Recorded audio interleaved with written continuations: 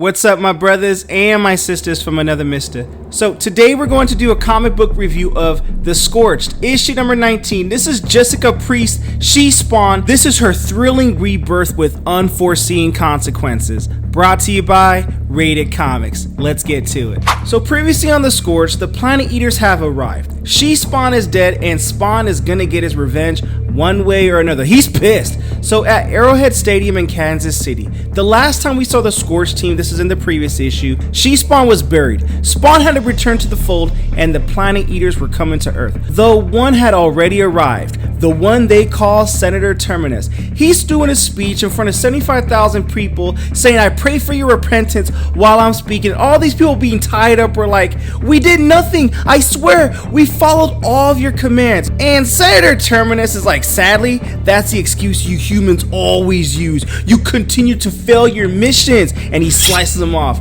So others like Terminus were sent centuries ago to convert humanity. Instead, his kind were often killed instead. What all the Planet Eaters wanted was to give our pitiful world a chance. Sending powerful emissaries who could perform miracles, they were all revered as saints. Until they became outcasts and were tortured, then beheaded. And his handlers, though, were repulsed by his actions. And they always managed to keep things on schedule. And one of his handlers is Lady. Senator, the crowd is waiting for you. So he goes up and speaks, and I hate Earth. I always have. Then he goes on to a speech.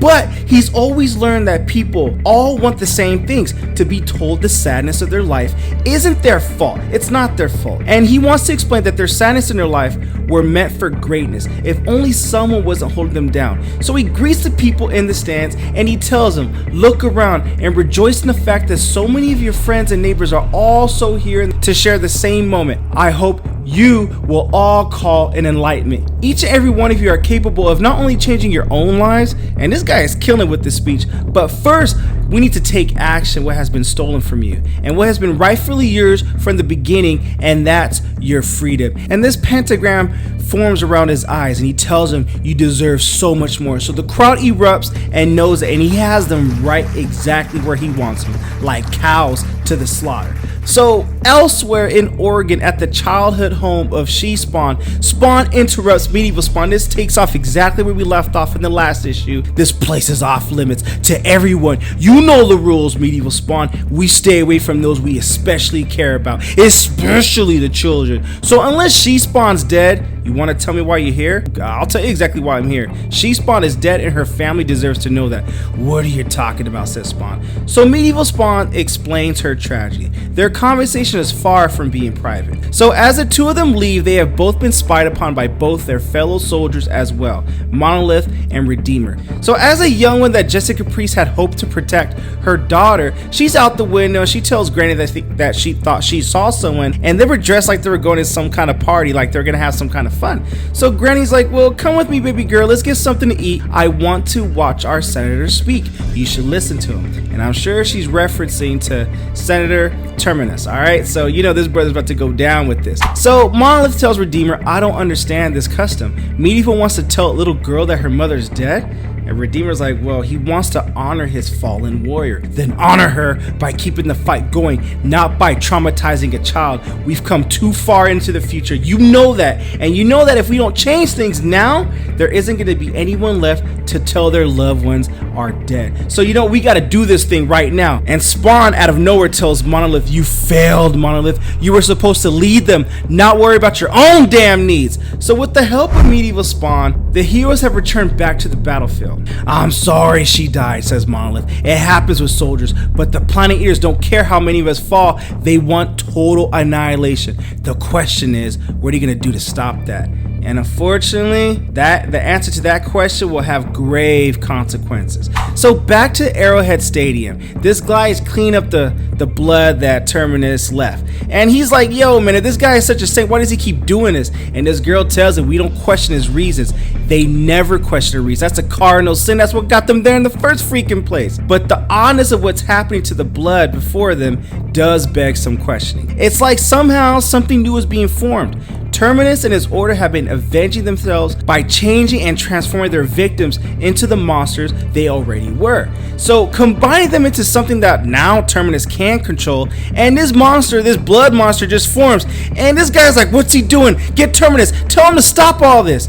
The Planet Eaters have judged thousands of worlds, sending emissaries to gauge what planets are not worthy of saving. When they find them, they start by killing them from the inside. And this girl's like, I warned you not to question him, because this blood monster's like, yo man, your blood is my blood. Tina, says Terminus, your loyalty won't go unnoticed. Step aside now. And she steps aside. Deviant, stand ready for my orders. And this deviant's like, nah, bruh, I follow no one. Oh, you will. You don't understand that just yet. And this pentagram forms around his eyes. And because of him having to lay the groundwork with the speech earlier, Terminus is going to assert his position further. And what of us, says the blood monster?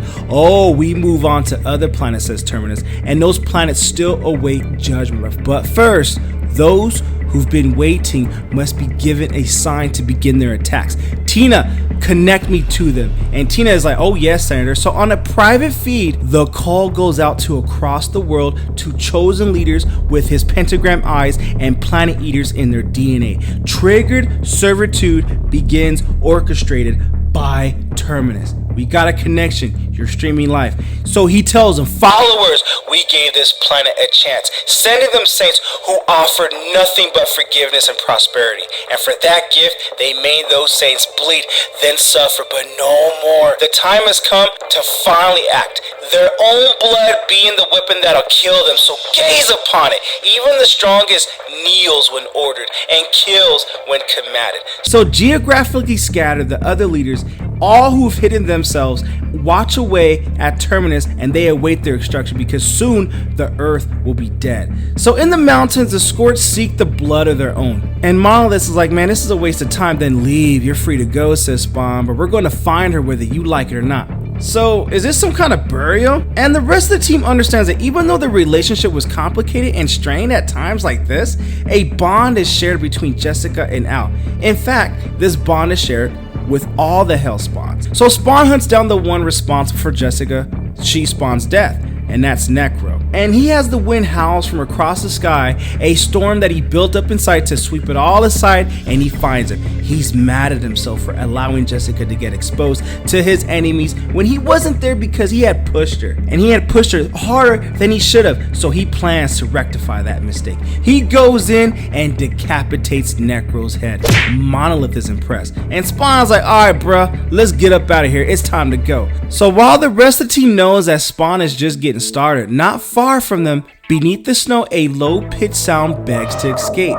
You see, something happens when they bury you, when they kill you, and then they leave you behind. Spawn emerges, and this rebirth is going to have some unforeseen consequences, because you already know with those pentagram eyes, something's happened. She's under Senator Terminus's control. The genetic virus killed her enemy, Margaret Love, and it may have killed Jessica Priest too. But if Spawn is dead, what has risen in her place? All we know is with those eyes, Terminus is under her control. Here she comes. She's ready for that smoke, under another person's influence, and it's about to go down. And that is the end of The Scorched, issue number 19. What you guys think of the comic book? Comment below, let me know. Also, link in description if you wish to add this comic book and or some of our other Rated Comics exclusives to your comic book collection. Support the art, support the industry.